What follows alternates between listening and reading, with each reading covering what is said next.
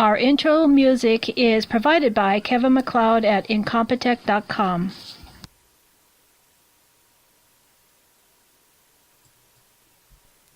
Hey, this is Gary from Night Dreams Talk Radio. I want to welcome a new sponsor to our show, PhoenixShaving.com. I know what you're thinking, right? Oh, another disposable razor company. Well, the fact is they're not. You remember the razors that your father and his father shaved with? Did you ever notice they didn't have, well, the embarrassing razor burn or ingrown hairs or the razor bumps after they shaved? Did you notice they were also relaxed after they were done shaving? Well, the problem is these big corporations want to sell you razor after razor after razor. Think about how much money you spend a year on razors. Or do you use electric razor? Then you're going to find out what razor burn is. So you need to check out Phoenix Shaving Starter Kits. They come complete with the soap, the brush, and a 2.5-month supply of blades. And the most important part of it, an all-metal razor, built to last generations. So, hey, you can donate it to one of your sons when they turn 18. Check out PhoenixShaving.com and tell them that Gary from Night Dream said, hey, I want one. That's PhoenixShaving.com now. Check out Night Dream's website at www.nightdreamstalkradio.com.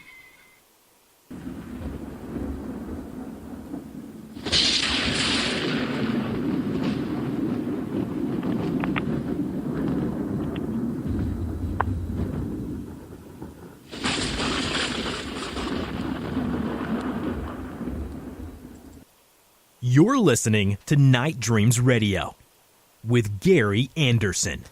Well, that is me. I hope everybody's having, well, a great day or a great evening. Hey, this week is just kind of winding down real fast. Hey, if my voice sounds a little bit different, I don't know. I woke up this morning and I couldn't even say a word. My wife was happy, though. Hey, tonight, we got a person that has been on our show before. He is, well, an Ex.D.O.A person. He has written many books. He's a comedian. He's been an actor, or is an actor, a movie director, and a producer. And can you even talk about conspiracies? Hey, Ronald, are you on? Hey, what's up, Gary? I am on. Thank you for the intro. Appreciate being back. Okay, well, I'm glad to have you back, and I know the listeners are. Hey, why don't you tell, a little bit more about yourself than what I did? Well, you mentioned stand-up comedy, and but I'm not going to tell any jokes tonight, okay? So, but I have done a little bit of comedy. When I was a little kid, my mom started me in baseball, and I wanted to be a professional baseball player. So I went to high school and went to college playing ball, and I almost got signed by the Minnesota Twins as a left-handed pitcher, but that didn't work out, and I kind of got into the DoD world. I always wanted to be a CIA spy, and so I went into the Army because I had to get a top-secret clearance, get my bachelor's degree, get my language, and then I did all that. And then after about 8 years in the Army, I became a contractor and worked for the Department of Defense as a counterterrorism analyst for about 6 years. I worked at Headquarters SOCOM, Headquarters Southern Command. I worked in Crystal City, Virginia, just outside of the Pentagon, right after 9/11, and then around 2004, 2005, I started getting back into the entertainment business a little bit. When I was a kid, I always played music, played the drums, sang, was in the choir, I did plays, and then I started taking acting classes again around 2004 down in Miami when I was working at Southern Command as a counterterrorism analyst there. And then around 2006, I was working at Headquarters SOCOM as the Pathfinder trainer, and I was starting to book commercials and do a lot more, getting a lot of auditions, working on movies, and so it came to a point where I had to make a decision. So I just kind of got tired of working in the DoD world where I knew I was working for, I guess, the enemy of the living souls of Earth, and I decided to get into entertainment. And then eventually, down the line, I started writing and producing and directing, and then started our production company that my wife and I operate, which is Enlightenment Through Entertainment. And then we've been going strong ever since about 2006. I directed my first music video for the hip-hop artist Ex.D.O.A. And then after that, it's just been one thing after another. In fact, I just got the DVD in the mail of our movie Hollywood and Vine that we shot out in Los Angeles, and now it's out on DVD. So that's been pretty exciting. Just been a lot of work, but it's been fun. Well, the last time, Ronald, I talked to you, you were still, in the process of shooting the film. If I remember right, you were using young kids in the film? Now that's the movie that we're currally working on right now. Okay, I apologize. That's okay. We shot 30. We've got 32 scenes in the can, and I got 20 more scenes to shoot. That movie's called Horoscope. Oh, yeah, that's right. Yeah, that's kind of a scary that's about movie. These kids. Yeah, they want to be famous YouTube artists, and they decide to have a seance and sell their souls to Lucifer, and then.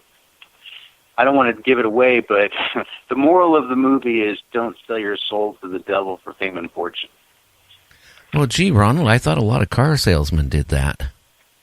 Yeah, I think so. I have I have a friend who's a car salesman, and it's so weird. I played baseball with him for years, and I never really went to his car dealership, and then not long ago, my wife and I went over there just to take a look at some cars and see what kind of deal we might be able to get. And I mean, I'm friends with this guy. I played baseball with him, and still he was, wasn't going to give me a good deal. So yeah, I think car salesmen have sold their soul. I went to high school and, with a friend, actually from grade school to high school, and he turned out to actually own a wholesale used car lot. And, I think I was like in my 30s. I went to see him. And, he was working on a car. And I said, what are you doing? He goes, oh, the oil pressure light keeps coming on. I said, well, you going to fix it? And he goes, yeah, I got my wire cutters right here. Yeah, that sounds like a car salesman. Exactly. I guess they just got to move their inventory. I'm in Florida right now, and it's so weird. My wife and I talk about how the economy in the United States is tanking, I think. And all around Brevard County, which we're on the east coast of Florida, like central Florida, but on the east coast near Cocoa Beach, and a lot of stores are shut down. A lot of strip malls are just empty and with signs in the windows, where they need businesses to go in there. And there's used car lots everywhere. There's used cars everywhere, and it just seems like there's a whole bunch of inventory just sitting there. There's nobody shopping at stores. A lot of them are closed down. And it's kind of strange, but I don't hear about the economy tanking in the news. They keep telling us how unemployment is down and we're doing good, but it doesn't look like that when I step outside my front door. Well, it's two things. I think it really has a lot to do with the economy, right? You get a new president in, and, he makes a lot of promises, and some he breaks. But the thing is, people feel good. So they start buying stuff, right? And then they max out their credit cards. And then when they max out their credit cards, no big deal, right? They go out and get another one, then another one. Next thing they got 13 credit cards all maxed out. And then it starts biting you right in the butt. The other thing is the internet. Let's face it, the internet is great. I use the internet. I go on eBay, I go on Amazon, and I buy, right? And, back around 2002, the internet still wasn't what it is today. And at that time, I was managing a chain of camera stores, professional camera stores. Oh, nice. And the thing is, digital was just starting to come out. In fact, I was one of the very first people to have a digital SLR or DSLR in their hands in the country. The manufacturer, because I was well known for my photography and some other stuff.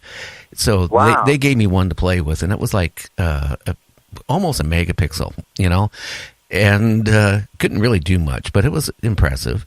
But I saw the handwriting on the wall, and I went up to the owners of the business, and I said, "Hey, look, it's going to be about 3 years from now, and your film camera market is going to start slowly dying." I was right, and a lot of it, has been the internet, because let's face it, you go on the internet, you buy it cheaper. You don't have to deal with the salespeople. And what's happened is Amazon and Walmart, they don't even, Walmart really probably doesn't even at one point from now, down the road, they probably won't even need retail stores. No. Everybody buys on the internet. And so what happens is twofold happen. One is like when Walmart came into these small towns, right? All these little towns, with maybe a population of 30 to like 80,000, their downtown centers started dying off because they couldn't compete with Walmart. Well, now you got Walmart, and now you have the internet. So if you're trying to open up a little small retail store, you're not going to make it anymore. Yeah, it's basically mostly the coffee shops that are really staying open. You have a nice little coffee shop and you're selling fresh hot coffee that you can't really order on the internet, and you don't want to make it home. Little places like that, like Starbucks, fast food. But yeah, you're right. Department stores, clothing stores, shoe stores, retail, mom and pop retail outlets, they are disappearing all over. Well, how can they compete? I mean, let's face it. I mean, even some of the stuff I use in my own studio, by going on the internet, I saved hundreds and hundreds of dollars.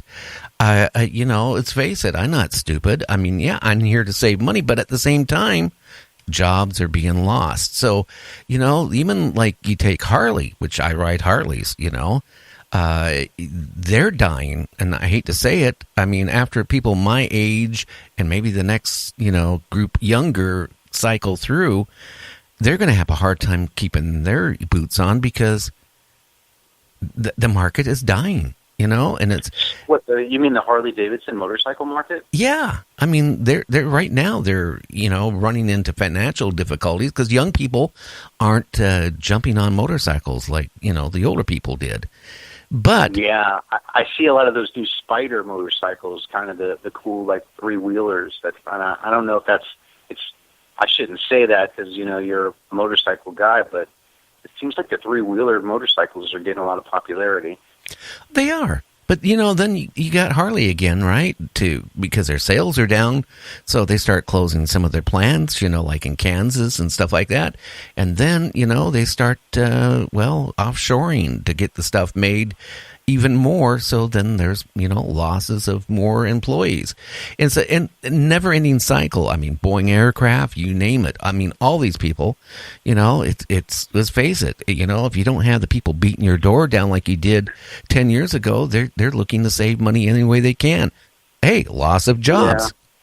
Yeah, it's happening. And the more things get automated, well, look, I'm sure you can see the writing on the wall now with the drone technology.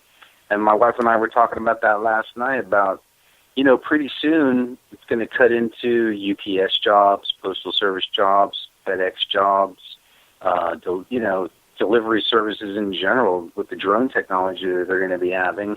They'll be able to drop it off at their main hub, whatever your package is, and they stick it on a drone, and the drone just brings it over and I guess drops it at your house. I don't know what the deal's going to be, but it's headed that way. These drones are huge. I see them everywhere. Well, you know what? I really think this is one time, I'm against Big Brother stepping into things, but maybe this is one time they need to, because if it starts going to that, where the companies like,